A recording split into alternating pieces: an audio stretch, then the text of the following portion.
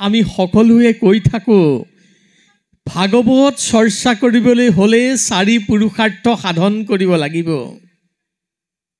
এই সনাতন পৰম্পৰাৰ কিন্তু মূল নীতি 4 পুৰুষাৰ্থ সাধন কৰিব পাৰিলেহে ভাগৱতৰ তত্ত্ব বেদৰ তত্ত্ব আমি আয়ত্ত কৰিব পাৰিম। কিন্তু 4 পুৰুষাৰ্থ সাধন কৰা পদ্ধতিটো কিন্তু আমি জানিব লাগিব। আমি সকলোৱে কৈ থাকোঁ ধৰ্ম অৰ্থ কাম মুখ্য পুৰুষাৰ্থ 4, কিন্তু 4 পুৰুষাৰ্থ বুলি কওঁহে, কিন্তু সাধন পদ্ধতিটো যদি আমি ভালদৰে চিন্তা নকৰোঁ তেতিয়াহ'লে সাধনা কেনেকৈ কৰিম? আমি যদি 4 পুৰুষাৰ্থৰ প্ৰথম পুৰুষাৰ্থ হৈছে ধৰ্ম, ধৰ্মক যদি সাধন কৰিবলৈ বিচাৰোঁ তেতিয়াহ'লে 7 প্ৰকাৰৰ কিন্তু সাধনা কৰিব লাগিব। তেতিয়াহে ধৰ্মটো শুদ্ধ হ'ব, নহ'লে আমাৰ ধৰ্ম কেতিয়াও শুদ্ধ হ'ব নোৱাৰে আৰু 4 পুৰুষাৰ্থ কেতিয়াও সাধন নহ'ব। আৰু মহাপুৰুষাৰ্থ যেতিয়ালৈকে সাধন নহ'ব মানৱ জীৱনৰ কল্যাণ কেতিয়াও সাধন হ'ব কিন্তু নোৱাৰিব। ধৰ্মৰ 7 প্ৰকাৰৰ যি সাধন পদ্ধতিৰ কথা শাস্ত্ৰই আমাক জানিব দিছে, প্ৰথম পদ্ধতিটো হৈছে দেহ শুদ্ধি, দ্বিতীয়টো হৈছে কাল শুদ্ধি, তৃতীয়তে হৈছে মন্ত্ৰ শুদ্ধি, চতুৰ্থতে হৈছে দেহ শুদ্ধি, পঞ্চমতে হৈছে ইন্দ্ৰিয় শুদ্ধি, ষষ্ঠতে হৈছে দ্ৰব্য শুদ্ধি আৰু সপ্তমতে হৈছে বিচাৰ শুদ্ধি।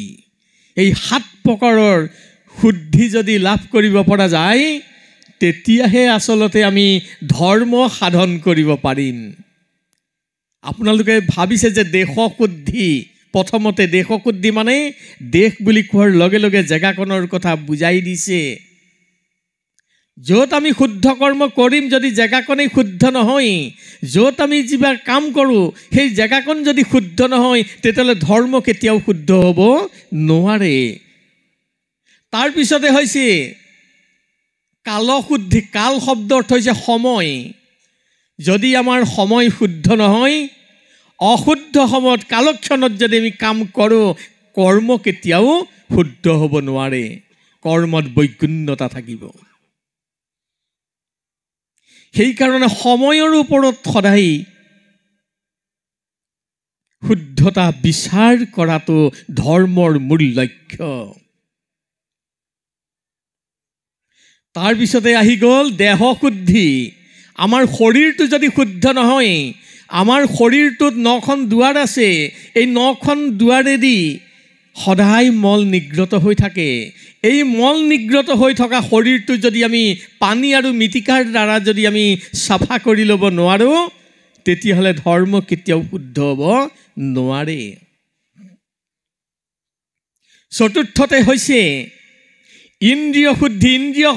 আমাৰ ইন্দ্ৰিয় আছে 10 ইন্দ্ৰিয়, লগতে মনটো কিন্তু একাদশত পেলাই থোৱা আছে।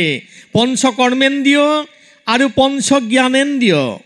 পঞ্চকৰ্মেন্দ্ৰিয় যদি আমি শুদ্ধভাৱে প্ৰয়োগ কৰিব নোৱাৰোঁ, পঞ্চজ্ঞানেন্দ্ৰিয় যদি আমি শুদ্ধভাৱে প্ৰয়োগ কৰিব নোৱাৰোঁ, মনটোক যদি প্ৰজ্ঞাৰ দ্বাৰা যদি মনটোক দমন কৰি ৰখাব নোৱাৰোঁ কেতিয়াও ধৰ্ম শুদ্ধ হ'ব কিন্তু নোৱাৰিব। সেইকাৰণে গুৰুসকলে যেতিয়া শৰণ দিয়ে তেতিয়া ইন্দ্ৰিয়বিলাক কেনেকৈ সংযত কৰি ৰখাব লাগে, ইন্দ্ৰিয়বিলাকে কেনেকৈ কৰ্ম কৰিব লাগে, গুৰু পৰম্পৰাত যদি বিচাৰ কৰি চাই নিশ্চয় এই তত্ত্বখিনি আপোনালোকে সুন্দৰভাৱে লাভ কৰিব পাৰিব।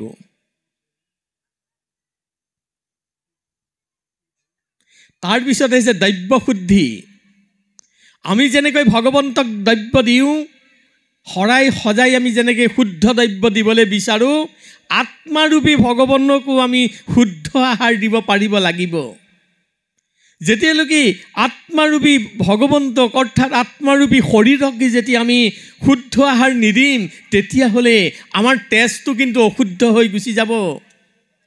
আৰু যেতিয়া তেজটো অশুদ্ধ হ'ব তেতিয়া আমাৰ মনটো অশুদ্ধ হৈ গুচি যাব আৰু মন যেতিয়া অশুদ্ধ হ'ব আমাৰ বিচাৰ বিশ্লেষণবিলাক তেতিয়া অশুদ্ধ হৈ গুচি যাব। সেইকাৰণে আহাৰৰ ওপৰত কিন্তু 4 পুৰুষাৰ্থই বহুত গুৰুত্বপূৰ্ণ কথা কৈ গৈছে। আহাৰ শুদ্ধ হোৱাৰ লগে যেতিয়া ইন্দ্ৰিয়বিলাক শুদ্ধ হৈ গুচি যাব তেতিয়া বিচাৰ বিশ্লেষণখিনি শুদ্ধ হ'ব। সপ্তমতে হৈছে বিচাৰ শুদ্ধি। আমি যদি সমাজত থাকি যদি সুবিচাৰ কৰিব নাজানো, আমি যদি সমাজত থাকি যদি এগৰাকীক যদি ভাল বিচাৰ কৰি আমি এটা সুপৰামৰ্শ দিব নোৱাৰোঁ, তেতিয়াহ'লে সমাজত থাকি আমি অন্যায় কৰা হ'ব। এয়াই হৈছে 4 পুৰুষাৰ্থৰ প্ৰথম পুৰুষাৰ্থ হৈছে ধৰ্ম। ধৰ্ম আমি এনেদৰে পালন কৰিব পাৰিব লাগিব।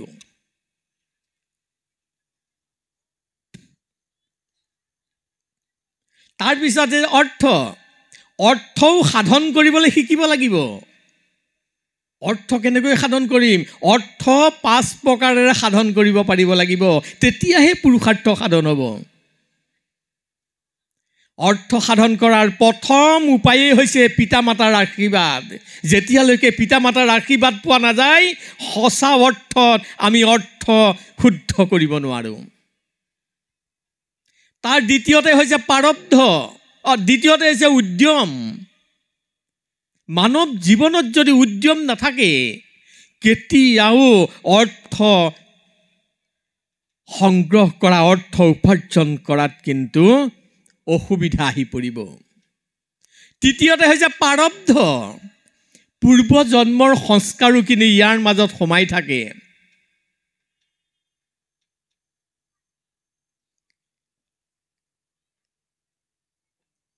চতুৰ্থতে হৈছে গুৰুৰ কৃপা। ইয়াত কিন্তু গুৰুৰ কৃপাও লাগিব। আৰু পঞ্চমতে হৈছে ভগৱন্তৰ কৃপা লাভ কৰিব লাগিব। গুৰুৰ আশীৰ্বাদ আৰু ভগৱন্তৰ কৃপা লাভ কৰিলেহে আমাৰ অৰ্থ সঁচা অৰ্থ শুদ্ধ হ'ব পাৰে। তৃতীয় 4 পুৰুষাৰ্থ হৈছে কি? কাম। মানৱ জীৱনত কাম একাদশ স্থানৰ পৰা নিজৰ অধিকাৰ নিজেই সাব্যস্ত কৰে। এই একাদশ ইন্দ্ৰিয় হৈছে পঞ্চ কৰ্মেন্দ্ৰিয় আৰু পঞ্চ জ্ঞানেন্দ্ৰিয়, তাৰ লগতে মন। এই গোটেই ইন্দ্ৰিয়বিলাক একত্ৰিত হৈ নিজৰ অধিকাৰ কামে নিজেই সাব্যস্ত কৰি লয়। আৰু এই পঞ্চ কৰ্মেন্দ্ৰিয় আৰু পঞ্চ জ্ঞানেন্দ্ৰিয় যেতিয়ালৈকে আমি শুদ্ধ কৰিব নোৱাৰিম লগতে মনটো, তেতিয়ালৈকে ধৰ্ম অৰ্থাৎ পুৰুষাৰ্থ কেতিয়াও সাধন কৰা নহ'ব। এই কাম সাধন কৰিবলৈ হ'লে গুৰুৰ গুৰিত যেতিয়া শৰণ ল'বলৈ যাওঁ, গুৰুৱে পিছত কিছুমান উপদেশ দি পঠায়, যিখিনি উপদেশত এই 10 ইন্দ্ৰিয় কেনেকৈ সংযত কৰি ভগৱন্তৰ কৰ্মত নিয়োগ কৰিব লাগে এই কথাখিনি গুৰুৱে কিন্তু আমাক সুন্দৰভাৱে দি পঠায়। কেনেকৈ দি পঠায় বাৰু?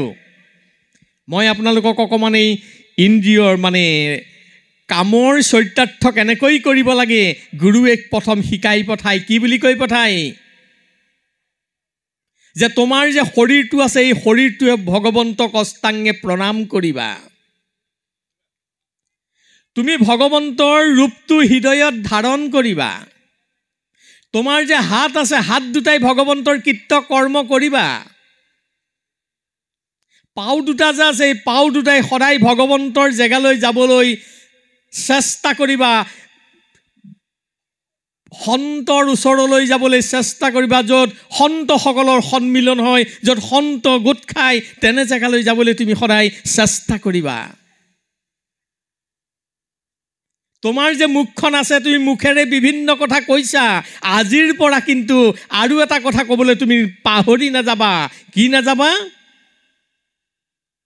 ৰাম কৃষ্ণ গোপাল গোবিন্দ অৰ্থাৎ মুখখন চম্ভালিবৰ কাৰণে গুৰুৱে শৰণ লওঁতেই কৈ পঠাইছে যে খাওঁতে শুওঁতে উঠোতে বহোঁতে তুমি সদায় ভগৱন্তৰ এই নামকেইটাকে তুমি ল'বলৈ সদায় চেষ্টা কৰিবা। অৰ্থাৎ আমাক লগে লগে গুৰুৱে ৱাৰ্ণিং এটা দি পঠাইছে, কি বুলি? সাৱধান বাণী দি পঠাইছে, কি বুলি? তোমাৰ এই মুখখনে কিন্তু কেতিয়াও বেয়া শব্দ প্ৰয়োগ নকৰিবা।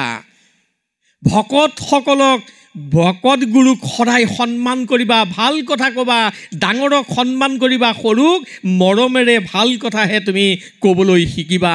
এয়াই হৈছে চাৰি পুৰুষাৰ্থৰ কাম। তৃতীয় পুৰুষাৰ্থ সাধন পদ্ধতিটো কিন্তু গুৰুৱে শিকাই পঠায়। তোমাৰ যে নাসিকা আছে, নাসিকাই বিভিন্ন বস্তু জ্ঞান লৈছা, গুৰুৱে শৰণ লওঁতে আৰু এটা কথা কৈ পঠালে, কি বুলি ক'লে? যে আজিৰ পৰা কিন্তু তুমি নাসিকাই ভগৱন্তৰ নিৰ্মালীৰ জ্ঞান ল'বলৈ পাহৰি নাযাবা। তোমাৰ যে চক্ষু দুটা আছে, এই চক্ষু দুটাই বিভিন্ন বস্তু দৰ্শন কৰিছা, আজিৰ পৰা কিন্তু তুমি মনত ৰাখিবা, শৰণীয়া যেতিয়া হ'লা, চাৰি পুৰুষাৰ্থ সাধন কৰিবই লাগিব। চাৰি পুৰুষাৰ্থ সাধন কৰিবৰ কাৰণে এই দুটা চক্ষুৰে তুমি কি কৰিবা? ভকত ভগৱন্তৰ ৰূপ দৰ্শন কৰিবা।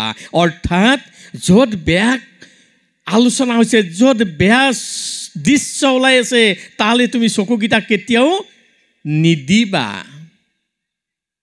কোনোবাই বেয়া আলোচনা কৰি তালৈ তুমি চকুকেইটা নিদিবা। কোনোবাই বেয়া কাম কৰি আছে, তালৈ তুমি চকুকেইটা নিদিবা। এয়াই গুৰুৱে কৈ পঠায়, এয়াই হৈছে কাম সাধনৰ উপায়। আৰু কি পঠায়? গুৰুৱে কৈছে যে তোমাৰ কাণ দুখনে যে বিভিন্ন কথা শ্ৰৱণ কৰিছা, মনত ৰাখিবা, আজি যে তুমি শৰণ ল'লা, শৰণ লোৱাৰ লগে লগে তুমি আজিৰ পৰা কাণ দুখনেৰে ভগৱন্তৰ গুণানুকীৰ্তনৰ কাৰণে কাণ দুখন আগবঢ়াই দিবা। অৰ্থাৎ তাক শ্ৰৱণ কৰাৰ কথা তুমি সদায় চিন্তা কৰিবা। তাৰমানে সাৱধান বাণীও শুনাই পঠালে। সাৱধান কিন্তু য'ত ভকত গোসাঁই বা কাৰোবাৰ নিন্দা চলি থাকে, য'ত বেয়া চিন্তাৰ ব্যক্তিসকলে আলাপ আলোচনা কৰে, তালৈ কিন্তু কাণখন তুমি কেতিয়াও নিদিবা। তুমি একমাত্ৰ ভগৱন্তৰ য'ত গুণানুকীৰ্তন কৰে, তালৈ তুমি কাণখন আগবঢ়াই দিবলৈ সদায় শিকিবা। তোমাৰ যে কপালখন আছে, এই কপালখনত গংগা মৃত্তিকাৰ তিলক ল'বা। আৰু মস্তকত সদায় মনত ৰাখিবা, ভগৱন্তৰ নিৰ্মালী মস্তকত ধাৰণ কৰিবা। এয়াই কাম ৰিপু দমন কৰাৰ এক পদ্ধতি গুৰুৱে আমাক শিকাই পঠায়। আৰু কি কৈ পঠায়?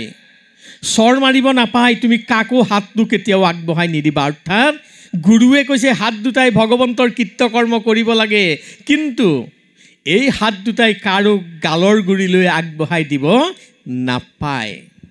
এই হাত দুটাই লোকৰ বস্তু নুচুবা। গুৰুৱে কিন্তু শৰণ লওঁতে কৈ পঠায়, শাস্ত্ৰত কি বুলি কৈছে? মাতৃবৎ পৰদাৰেষু পৰদ্ৰব্যেষু লুষ্ঠবৎ। গুৰুৱে কৈছে এই দুটা হাতেৰে তুমি ভগৱন্তৰ কৃত্যকৰ্ম কৰিবা। অৰ্থাৎ চৰ মাৰিবলৈ হাতটো আগবঢ়াই নিদিবা। গোৰ মাৰিব নাপায়। সকলোৰে আত্মাত ভগৱন্তৰ শক্তি নিহিত হৈ আছে। যত জীৱ তত শিৱ, জীৱ মাত্ৰে শিৱ। সকলো জীৱৰ অন্তৰতে কিন্তু ভগৱন্তৰ শক্তি থাকে। কোনো জীৱৰ গাত তুমি ভৰি লগাবলৈ চেষ্টা নকৰিবা।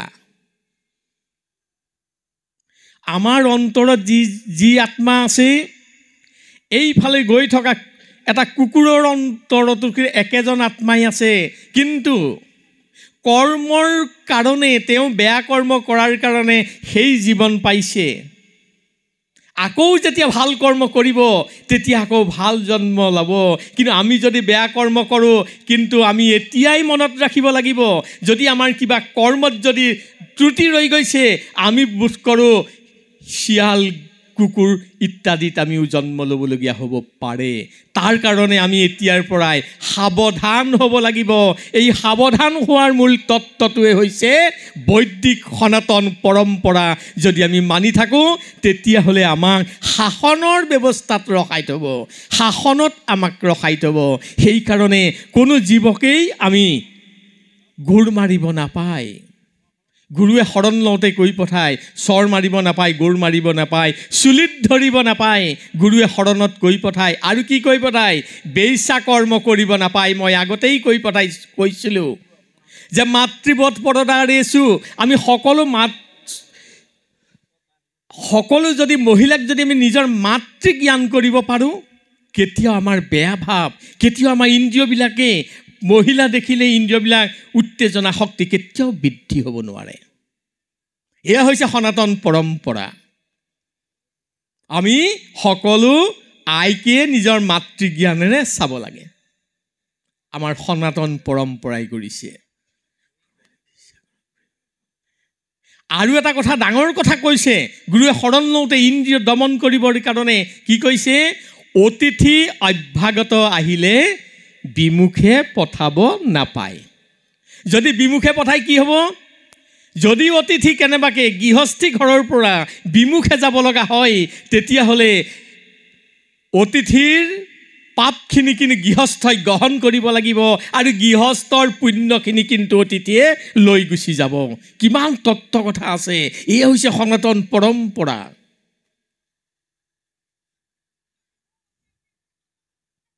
এনে তত্ত্বখিনি যেতিয়া আমি চিন্তা কৰিব পাৰিম, তেতিয়া আমাৰ কাম, 4 পুৰুষাৰ্থৰ 3য় পুৰুষাৰ্থ কাম আমাৰ নিজেই সাধন কৰা হ'ব। এয়া হৈছে সাধন পদ্ধতি। আমি যদি এই তত্ত্বখিনি যদি সাধনাৰ মাধ্যমেৰে নিব পাৰোঁ, তেতিয়াহ'লে আমাৰ 4 পুৰুষাৰ্থ সাধন অনায়াসেই হৈ গুচি যাব। তাৰপিছতে আহি গ'ল মুখ্য যদি সাধন কৰিব লগা যায়, তেতিয়াহ'লে মই আপোনালোকক দেখুৱাই থৈ গৈছোঁ গীতাদি য'ত অষ্টপ্ৰকৃতি সাধনৰ তত্ত্ব আছে। এইটো ক'বলৈ গ'লে বহুত সময় হৈ যাব। এই অষ্টপ্ৰকৃতি সাধন যেতিয়া কৰিব পাৰিব, নিশ্চয় মুখ্য সাধন অনায়াসেই হ'ব। কিন্তু 4 পুৰুষাৰ্থৰ 2টা পুৰুষাৰ্থক প্ৰাধান্যতা শাস্ত্ৰই দিছে। কোন 2টা? ধৰ্ম আৰু মুখ্য। যেতিয়া ধৰ্ম আৰু মুখ্য ভালদৰে সাধন কৰিব পৰা যাব, কাম আৰু অৰ্থ অনায়াসেই সাধন হৈ গুচি যাব। সেইকাৰণে আমি ধৰ্ম আৰু মুখ্য সাধনৰ ওপৰত আমি সাধনা লব্ধ জীৱন যাপন কৰিব লাগিব। আৰু তাৰ কাৰণে আমি কি কৰোঁ বাৰু? আমি গুৰুৰ আশ্ৰয় লওঁ। এই সাধন ভাগৱতৰ আমাৰ সনাতন পৰম্পৰাত যি 4 পুৰুষাৰ্থ সাধনৰ কথা কৈছে, কিন্তু এই সাধন কৰিবৰ কাৰণে 2টা দৈত্যই, 2টা আমাৰ শত্ৰুৱে কিন্তু সদায় অগাভাতা নিদিয়ে কৰিবলৈ, কিন্তু মনত ৰাখিব। সেই 2টা শত্ৰুক আমি পৰাস্ত কৰিব পাৰিব লাগিব। সেই শত্ৰু 2টা পৰাস্ত কৰাৰ নামটো হৈছে সাধনা। কেনেকৈ কৰিম? গুৰুৰ ঘৰলৈ যাব লাগিব, গুৰুৰ পৰা এখন অস্ত্ৰ আনিব লাগিব। কিন্তু মনত ৰাখিব, আমাৰ ঘৰত যে এখন কটাৰী থাকে, কটাৰীখন যদি মাটিত পেলাই থওঁ কিন্তু মামৰ ধৰিব। সেই কটাৰীখনত কি কৰিব লাগিব? এটা শিলত ধৰাব লাগিব, তাতে অকণমান পানী দিব লাগিব। অকল সুদা শিলটোত ধৰালে কিন্তু ধাৰ নুঠিব, তাত অকণ পানী দিব লাগিব। আঙুলিটোত লগাই চালে গম পোৱা যাব কটাৰীখনত ধাৰ উঠিছে। কিন্তু গুৰুৰ ঘৰৰ পৰা যিখন অস্ত্ৰ আনিব, যেই শত্ৰু 2টাক পৰাস্ত কৰিবৰ কাৰণে, এই অস্ত্ৰখনো কিন্তু সদায় ধৰাব লাগিব। মনত ৰাখিব, আমি কটাৰী ধৰোৱা শিলটোত ধৰালে কিন্তু ধাৰ কিন্তু নুঠিব। কিহত ধৰাম বাৰু? গুৰুৱে দিয়া অস্ত্ৰ ভাগি সাধনাৰূপী শিলত ধৰাব লাগিব। প্ৰেমৰূপী জল দিব লাগিব। টিউবৱেলৰ বা পুখুৰীৰ জল দিলে সেই অস্ত্ৰধাৰ নুঠিব। সাধনাৰূপী শিলত প্ৰেমৰূপী জলেৰে গুৰুৱে দিয়া অস্ত্ৰখন যেতিয়া ধৰাম, কেতিয়া ধৰাম? ৰাতিপুৱা আৰু গধূলা। ৰাতিপুৱা যেতিয়া আমি অকণমান সাধনাত বহিম ভগৱন্তৰ চৰণত, প্ৰেম আহিব লাগিব।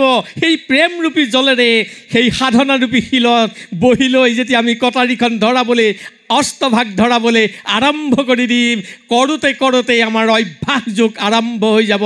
আৰু অভ্যাস যোগৰ দ্বাৰাই অস্ত্ৰখন যেতিয়া তীক্ষ্ণতৰ হৈ উঠিব, আৰু তেতিয়াই আমাৰ মহাশত্ৰুৰূপী দৈত্য দুটাক আমি পৰাস্ত কৰিব পাৰিম।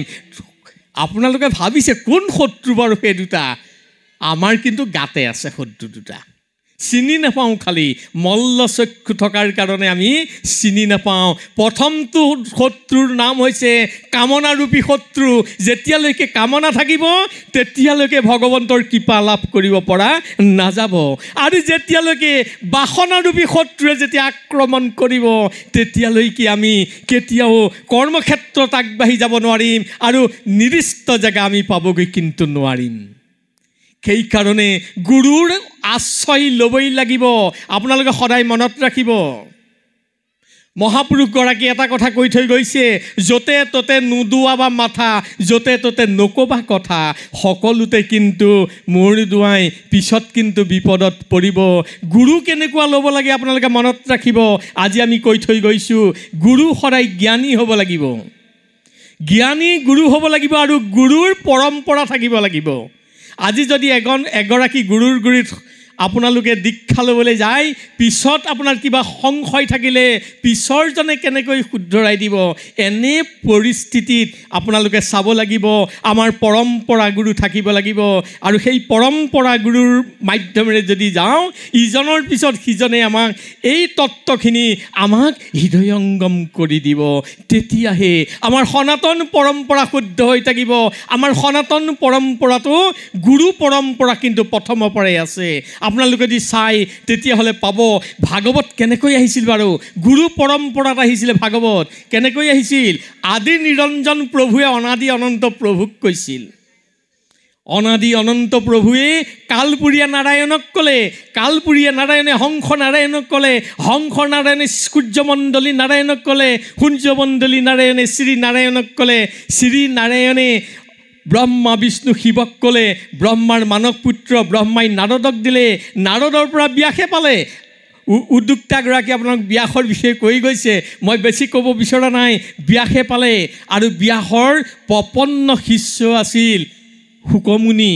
শুকে পালে। শুকে যেতিয়া পৰীক্ষিতক কৈ আছিল তেতিয়া সুতত ৰ'ল, সুতৰ পৰা লাভ কৰিলে মনোহৰ সুতে, মনোহৰ সুতৰ পৰা লাভ কৰিলে শংকৰাচাৰ্যই।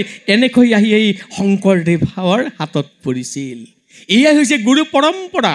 আমি সদায় মনত ৰাখিব লাগিব, গুৰু পৰম্পৰা মাধ্যমেৰে যদি যাওঁ তেতিয়াহে আমাৰ শিক্ষা শুদ্ধ হ'ব, তেতিয়াহে আমাৰ ধৰ্ম শুদ্ধ হ'ব, তেতিয়াহে আমাৰ মানৱ জীৱনৰ কল্যাণ সাধন হ'ব। নহ'লে কিন্তু মানৱ জীৱন অথলে গুচি যাব। আমি ইয়াৰ আগতে 84 লক্ষ যোনিত জন্মগ্ৰহণ কৰিছিলোঁ, মনত ৰাখিব।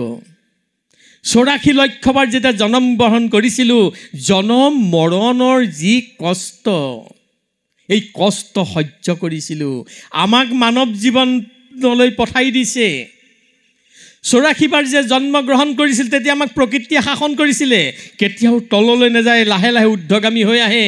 কিন্তু মানৱ জীৱন দিয়াৰ লগে লগে প্ৰকৃতিয়ে আমাক শাসনৰ ভাৰ এৰি আমাৰ এটা নিজৰ শাসন দি দিলে। সেইটোৰ নামেই হৈছে বিবেক। আমাৰ অইন জীৱবিলাকক সেই বিবেকটো দিয়া নাই, বিবেক দিছে মানৱ জীৱনক। আৰু বিবেকেৰে চিন্তা কৰি ভাল বেয়া ন্যায় অন্যায় এইখিনি যেতিয়া আমি নিজেই চিন্তা কৰিব পাৰিম, তেতিয়াই আমি সঁচা ধৰ্ম পালন কৰিব পাৰিম। আৰু সঁচা ধৰ্ম পালন কৰিলেই আমি মানৱ জীৱনৰ কল্যাণ সাধন হৈ গুচি যাব। তেতিয়াহে আমি জনম ধৰাৰ সাৰ্থক হ'ব। মনত ৰাখিব, মহাকবি ভৰ্তৃহৰিয়ে আমাক এটা কথা কৈ থৈ গৈছে, হে মানৱ সমাজ, তোমালোকে মনত ৰাখিবা, মানুহ আৰু ইতৰ জন্তুৰ মাজত কিন্তু পাৰ্থক্য নাই। আমি কোৱা কথা নহয় কিন্তু দেই, ভৰ্তৃহৰিয়ে কৈছে, ভৰ্তৃহৰিৰ কিতাপ চালেই পাব। তেতিয়াহ'লে মানুহক পাৰ্থক্য কিহে কৰিছে? ভৰ্তৃহৰিয়ে তাৰো উদাহৰণ দিছে। ভৰ্তৃহৰিয়ে কৈছে কি বুলি? আহাৰ নিদ্ৰা ভয় মৈথুনঞ্চ সামান্য মেদত পশুভি নৰানাম ধৰ্মহি তেষাম অধিক বিশেষা ধৰ্মেন হীনা পশুভি সমানা। সকলো জীৱৰে 4টা প্ৰবৃত্তি আছে। কি কি? আহাৰ সকলো জীৱই খায়, আহাৰ নোহোৱাকৈ কোনো জীৱ জীয়াই থাকিব নোৱাৰে। নিদ্ৰা সকলোৰে আছে, কোনো নিদ্ৰা নোযোৱাকৈ থাকিব নোৱাৰে। ভয় সকলোৰে আছে, সকলো জীৱৰে ভয় আছে। আৰু মৈথুন, ল'ৰা ছোৱালী জন্ম দিবৰ ক্ষমতা সকলো জীৱৰে আছে, পাৰ্থক্য কাৰো নাই। কিন্তু মনত ৰাখিব, সামান্য মেদত সামান্য প্ৰভেদ আছে। পশুভি নৰানাম, পশু আৰু মানৱৰ মাজত সাধাৰণ প্ৰভেদ এটা আছে। এই প্ৰভেদটো কিহে কৰিছে? এনেই প্ৰভেদ নাই, কিন্তু প্ৰভেদটো এটাই কৰিছে, ধৰ্মেনহীনা পশুভি সমানা। আমাক এইটো ধৰ্মই পাৰ্থক্য কৰি দিছে। যদি আমি ধৰ্মহীন হৈ যাওঁ, পশুৰ লগত একত্ৰিত হৈ গুচি যাম, আমি পশু সদৃশ হৈ গুচি যাম। পশুসকলৰ কাৰণে এটা আনন্দৰ বিষয় হ'ব, নেজ আৰু শিং নাইকিয়া আমাৰ নিচিনা পশু এটা মানৱ সমাজৰ মাজতো জীয়াই আছে, এনে কথা হৈ পৰিব। সেইকাৰণে আমি ধৰ্মৰ ওপৰত অধিক গুৰুত্ব আমি আৰোপ কৰিবই লাগিব। কিন্তু মই এটা কথা কৈ থৈ যাওঁ, আমাৰ মানৱ সমাজৰ যে উচ্ছৃংখলতাটো কিয় হৈছে বাৰু? আমাৰ মানৱ সমাজত উচ্ছৃংখলতা হ'ব নালাগিছিল। আমাৰ ভাৰতীয় পৰম্পৰাই আমাক উচ্ছৃংখল হ'বলৈ শিকোৱা নাছিল। কিন্তু ইয়াৰ ডাঙৰ কথাটো আহি গ'ল কি, আপোনালোকে বেয়া নাপাব, আমাৰ যুৱ সমাজ যে উচ্ছৃংখল হৈ গৈছে, ইয়াৰ ডাঙৰ দোষ কিন্তু পিতা আৰু মাতা। আমি কোৱা কথা নহয়। কিন্তু বহু বছৰ আগত এজন ঋষিয়ে গছৰ তলত তপস্যা কৰি থাকোঁতে তেওঁৰ মনে চিন্তা কৰি পেলাই কৈ থৈ গৈছে, কি বুলি কৈছে? মাতা শত্ৰু পিতা বৈৰী, মাক শত্ৰু হেনো ল'ৰা ছোৱালীৰ কাৰণে বাপেক বৈৰী। কেতিয়া হয়? যেনো বালু নপাঠিত, যেতিয়া বালকক আধ্যাত্মিক, নৈতিক, সামাজিক, সাংস্কৃতিক গোটেইকেইটা দিশেৰে আগবঢ়াই নিব নোৱাৰে, নশোভতে, যেতিয়া শোভা নাপাব, সভাৰ মধ্যে পণ্ডিত সমাজত, হংস মধ্যে হাঁহৰ মাজত বকুং যথা, এটা বগলী থাকিলে যেনেকৈ ওলাই থাকে, পণ্ডিত সমাজত যেতিয়া তেনে এটা ল'ৰা ওলাই থাকিব, তাৰ কাৰণে কিন্তু ল'ৰাটোক দোষ দিলে নহ'ব, মাতা আৰু পিতা কাৰণে দোষী। চাণক্যই কৈ থৈ গৈছে। আৰু এটা কথা আপোনালোকে মনত ৰাখিব, আমাৰ স্কুলীয়া শিক্ষালৈ আমি কোনোবা এজন প্ৰিন্সিপাল হ'ব পাৰোঁ, কোনোবা এজন ডাক্তৰ হ'ব পাৰোঁ, কোনোবা এজন ইঞ্জিনিয়াৰ হ'ব পাৰোঁ। স্কুলীয়া শিক্ষাই যথেষ্ট সেইখিনি কাৰণে। কিন্তু পিতা মাতাৰ আসন অলংকৃত কৰিবৰ কাৰণে কি লাগিব? সাধনা লাগিব। পিতৃ হোৱাৰ সাধনা থাকিব লাগিব, মাতৃ হোৱাৰ সাধনা থাকিব লাগিব। সাধনা লব্ধ পিতা মাতাৰ গৰ্ভতহে সুসন্তান জন্ম হ'ব পাৰে, যাৰ কাৰণে কোৱা হয় কাক? দৈত্যৰ পত্নীক কি বুলি কয়? কয়াধু মাতা। কুন্তীক কি বুলি কয়? কুন্তী মাতা। গান্ধাৰীক কিন্তু মাতা বুলি নকয়। গান্ধাৰী 100 পুত্ৰ জন্ম দিছে, গান্ধাৰীক মাতা বুলি নকয়, কিন্তু কুন্তীক মাতা বুলি কয়। কিয় কয় বাৰু? সঁচা পুত্ৰ জন্ম দিব জানিছে, সুপুত্ৰ জন্ম দিব জানিছে, সাধনা লব্ধ জীৱন যাপন কৰি মাতৃৰ আসন অলংকৃত কৰিব পাৰিছে। আমি মাতা হ'বলৈ শিকিব লাগিব, কিন্তু মনত ৰাখিব, মা হ'ব পাৰিব লাগিব। আমি যুৱকসকলো পিতাৰ আসন অলংকৃত কৰিব পাৰিব লাগিব। তেতিয়াহে যুৱকসকল, আজি কণমানি কেঁচুৱা, কাইলৈ যুৱক, কাইলৈ পিতৃ, কাইলৈ বৃদ্ধ, কিন্তু আমি সদায় এই চেতনাটো থাকিব লাগিব। চেতনালব্ধ জীৱনতহে মানুহে সংস্কাৰিত জীৱন লাভ কৰিব পাৰে। চেতনা থাকিব লাগিব। কিন্তু বেয়া নাপাব, মোৰ এটা কথা মনত পৰিছে, সকলোকে কোৱা নাই, তথাপিতো আমাৰ চেতনাটো কাৰ লগত তুলনা কৰিব পাৰি বাৰু? আমাৰ চেতনাটো যদি চোৱা যায়, মই নিজকে নিজেইহে ক'বলৈ গৈছোঁ, আমাৰ চেতনা হৈছে ছাগলীৰ চেতনা। এজন কচায়ে যেতিয়া 4-5টা ছাগলী নি পেলাই যেতিয়া এটা তাৰ মাজৰ পৰা টান মাৰি নি যেতিয়া কাটেগৈ, ইগিটাক কঁঠাল পাত দি পেলাই থৈ যায়, তাহাঁতি আনন্দ মনেৰে কঁঠাল পাত টানি টানি খাই থাকে। সিহঁতি গম নাপায় যে ইয়াৰ পিছত যে কোনটোৰ পাল পৰে পাত্তা নাই, কি হ'ব আজি, আমাৰতো আজি মৃত্যু, ক'ব নোৱাৰে, চেতনা নাই। চেতনাটো গাত নাইকিয়াৰ কাৰণে সি আনন্দ মনেৰে ওচৰতে এটা কাটি থাকোঁতে সি কঁঠাল পাত টানি টানি খাই থাকে। ঠিক তেনেকৈ আমি সমাজত দেখিছোঁ আমাৰ ওচৰৰে কিমান মানুহৰ মৃত্যু ঘটিছে, কিমান অপমৃত্যু ঘটিছে, কিমান বেমাৰত পৰি আছে, কিন্তু আমাৰ চেতনা আছে জানো? আমাৰ চেতনা নাই। আমাৰ চেতনাটো ক'লৈ যায়?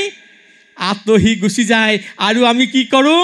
পাৰিলে কাৰোবাক ঠগি পেলাই খাব লাগে, পাৰিলে কাৰোবাক অন্যায় কৰিব লাগে। এই চিন্তাত আমি সদায় আগবাঢ়ি থাকোঁ। কিন্তু আমি সদায় মনত ৰাখিব লাগিব, সনাতন পৰম্পৰাই, সনাতন সংস্কৃতি আমাক চেতনা জাগৃত কৰা শিক্ষাহে আমাক সনাতন পৰম্পৰাই দিছে। চেতনা যেতিয়া জাগৃত হ'ব, আমি সকলোখিনি দেখি থাকিব পাৰোঁ যে এওঁৰ অৱস্থা এইটো, কাইলৈতো মোৰো একেটা অৱস্থা হ'ব। মই কেতিয়াও এনে ভুল কাম নকৰোঁ, মই কেতিয়াও বেয়া কাম নকৰোঁ। সনাতন পৰম্পৰাই আমাক এই শিক্ষা দিছে। কিন্তু আমি লৈছোনে নাই বাৰু? লোৱা আৰু নোলোৱা নিজৰ কথা। কিন্তু মই এটা কথা ক'ব বিচাৰিছোঁ, ৰাজা পৰীক্ষিতে মৃত্যুৰ যেতিয়া সময় ওচৰ চাপি আহিল, শুকমুনিক দুটা প্ৰশ্ন কৰিছে, মাত্ৰ দুটা প্ৰশ্ন কৰিছিলে পৰীক্ষিত মহাৰাজে। কি প্ৰশ্ন কৰিছিল বাৰু?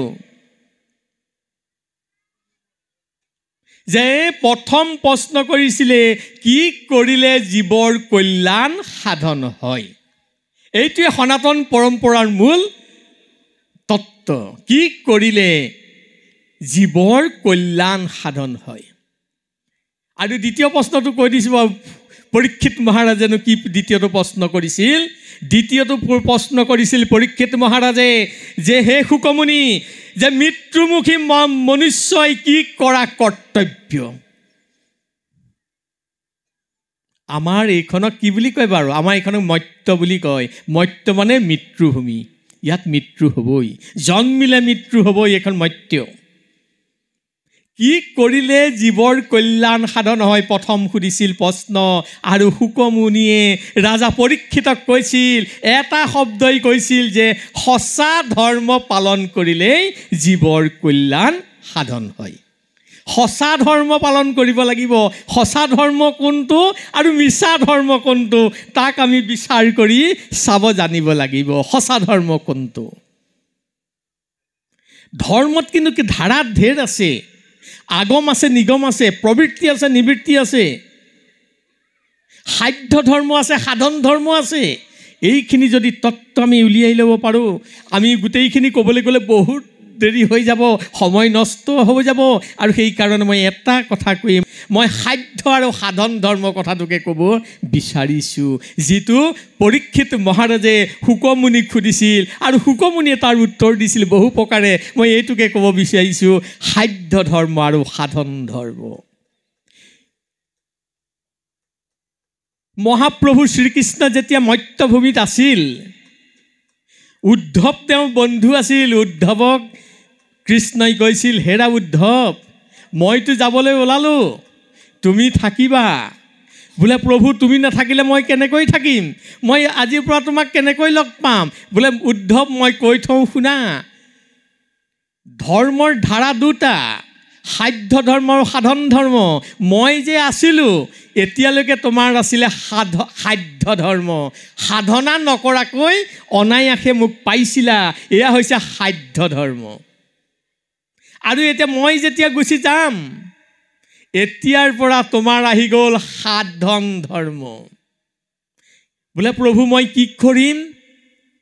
বোলে বদৰিকা আশ্ৰমলৈ যোৱা, বাকলি বসনি পিন্ধা, ফল মূল ভক্ষণ কৰা আৰু মোক চিন্তা কৰা, আৰু সাধনাৰ মই মাধ্যমেৰেদি মোক তোমালোকে লগ পাবা, মোক তোমালোকে লগ পাবা তাতেই। তেতিয়াহ'লে আমি প্ৰশ্ন কৰি নিজকে বিচাৰি চাওঁ যে এতিয়া আমি সাধ্য ধৰ্ম পালন কৰিব লাগিব নে সাধন ধৰ্ম পালন কৰিব লাগিব? আমাৰ সনাতন পৰম্পৰাৰ এইবিলাক বিচাৰ বিশ্লেষণ যদি আমি শুদ্ধ কৰি ল'ব পাৰোঁ, নিশ্চয় আমাৰ ধৰ্ম শুদ্ধ হৈ গুচি যাব। আমি এতিয়া প্ৰভু ভগৱন্তক তেনেকৈ দেখা নাপাওঁ, অৰ্থাৎ সাধ্য ধৰ্মত আমি নাপাওঁ। আমি এতিয়া সাধন ধৰ্ম আৰম্ভ কৰি দিব লাগিব। সাধন ধৰ্ম আৰম্ভ কৰি দিবলৈ যাওঁতেই আমি প্ৰথমতে ভগৱন্তক বিচৰাৰ আগত দেখা ভগৱন্তক সেৱা কৰি ল'ব লাগিব। দেখা ভগৱান আমাৰ মাজত আছে, আমি চিনি নাপাওঁ। কিয় নাপাওঁ? প্ৰভু ভগৱন্তই কৈছে মোক বিচাৰি ফুৰে, কিন্তু মোক এনেই বিচাৰি ফুৰা, দেখা ভগৱানকেই চিনি পোৱা নাই, নেদেখা ভগৱানক এনেই বিচাৰি ফুৰিছে। প্ৰভু ভগৱন্তই কৈছে যে মই নিৰাকাৰ হৈ থাকোঁ, সাকাৰ ৰূপত মই পঠাইছোঁ, কিন্তু চিনি নাপায়। কিয় নাপায়? বিষ্ণুৰ মায়াই তেওঁক মোহে, তেওঁৰ মল্লচক্ষু থকাৰ কাৰণে চিনি নাপায়। আমাৰ দেখা ভগৱান যদি বিচাৰ কৰা যায়, পিতা আৰু মাতা, পিতা মাতাক যেতিয়ালৈকে ভক্তি কৰিব জানিব, ভগৱন্ত অনায়াসেই সন্তুষ্ট হ'ব। এয়া হৈছে আমাৰ মানৱ জীৱনৰ লক্ষ্য। কিন্তু আপোনালোকে বেয়া নাপাব, মই আপোনালোকক উদ্দেশ্যে এটা কথা ক'ব বিচাৰিছোঁ। আজি আমি ল'ৰা ছোৱালীক কি শিক্ষা দিছোঁ বাৰু? আজি মাক বুলি মা বুলি মাতিবলৈ শিকোৱা নাই, মামী বুলি মাতিবি। বিভিন্ন নামেৰে নামাংকিতন কৰিছোঁ। দেউতাক পিতা বুলি নামাতে, দাদী, তাতি, তিতি এনেকুৱা শব্দ ব্যৱহাৰ কৰিছে। কিন্তু ভাৰতীয় সনাতন পৰম্পৰাই, ভাৰতীয় ধৰ্মই, সনাতন ধৰ্মই আমাক এটা শিক্ষা দিছে, পিতৃদেৱো ভৱ মাতৃদেৱো ভৱ। পিতাহে দেৱতা, মাতাহে দেৱতা, দাদী দেৱতা হ'ব নোৱাৰে, মামী দেৱতা হ'ব নোৱাৰে। আমাৰ ভুলটো তাতেই হৈ আহিছে। ল'ৰাক দুখিলে কিটো লাভ হ'ব বাৰু? পিতা বা দেউতা শব্দটো আমি এৰুৱাই পেলাই দাদী তিতি মাতিবলৈ শিকাইছোঁ। এইবিলাক হৈছে পাশ্চাত্য ধৰ্ম। পাশ্চাত্য হৈছে ভোগভূমি, আমাৰখন হৈছে কৰ্মভূমি। আমি কৰ্মভূমিত থাকি যদি ভোগভূমিৰ কাম কৰোঁ, তেতিয়াহ'লে আমাৰ ধৰ্মটো অচল হৈ গুচি যাব। আৰু আমাৰ মাজত সেইকাৰণেই সমস্যা সৃষ্টি হৈছে। আজি আমাৰ সনাতন পৰম্পৰা পিতা মাতাক দেৱতা জ্ঞান কৰিবলৈ কৈছে, কিন্তু আমি কি কৰিছোঁ? পিতা মাতাক বুঢ়া আৰু বুঢ়ীজনী বুলিহে সম্বোধন ধৰিছোঁ। আৰু কি কৰিছোঁ? পিতা মাতাৰ যদি বেছি অসুখ হৈছে, চলন ফুৰণ কৰিব পৰা নাই, উপাৰ্জন যদি নাই, গাড়ীখনত উঠাই ৰাস্তাৰ ক'ৰবাত পেলাই থৈ গুচি আহিছোঁ। নহ'লে বিদ্যালয়ত থৈ আহিছোঁ দুটামান পইচা দি। এয়াই আমাৰ ধৰ্ম। আমাৰ চেতনাটো নাথাকাৰ কাৰণে আমি চেতনা জাগৃত কৰিব লাগিছিল। মোৰ ল'ৰাটোৱে মোক দেখিছে, মোক ককা আৰু আইতাক যেতিয়া বিদ্যালয়ত থৈ আহিছে, ল'ৰাটোৱে দেখিছে, তেওঁৰ চেতনা যদি জাগৃত হ'লহেঁতেন, তেতিয়াহ'লে ভাবিলেহেঁতেন কাইলৈ মই বুঢ়া হ'ম, মোকো এই ল'ৰাই কিন্তু মোক বিদ্যালয়ত থৈ আহিব, নহ'লে ৰাস্তাত পেলাই থৈ আহিব। সেইকাৰণে আমি সনাতন পৰম্পৰা যদি শিকিব পাৰোঁ, আমি পিতা মাতাক দেৱতাক জ্ঞান কৰিব পাৰিম, আৰু তেতিয়াহে আমাৰ মানৱ জীৱন কল্যাণ সাধন হ'ব। বহুকেইজন প্ৰজ্ঞাৱান বক্তা আছে, মই কৈ থাকিলে ওলাই গৈয়ে থাকিব। সেইকাৰণে সময়ো যথেষ্ট হ'ল আৰু আমি যাবগৈও লাগিব। সেইকাৰণে আপোনালোকৰ চৰণত ইমানকে কথা কৈ আমি আমাৰ বক্তব্য আমি সামৰণি মাৰিছোঁ, আৰু গোবিন্দ মহাপ্ৰভুৰ চৰণত আমি কাতৰেৰে প্ৰাৰ্থনা জনাইছোঁ। অসৎটো মা সৎগময় হে প্ৰভু, সকলোকে অসতৰ পৰা সৎপথটো দেখুৱাই দিয়া। তমসু মা জ্যোতিগময় হে প্ৰভু, সকলোকে অন্ধকাৰৰ পৰা পোহৰৰ ৰাস্তাটো দেখুৱাই দিয়া। মৃত্যু মা মৃতংগময় হে প্ৰভু, সকলোকে অমৃতৰ সন্তান কৰি তোলা। ইয়াকেই কামনা কৰি আমাৰ থুলমূল বক্তব্য আমি সামৰণি মাৰিলোঁ। জয় গোবিন্দ।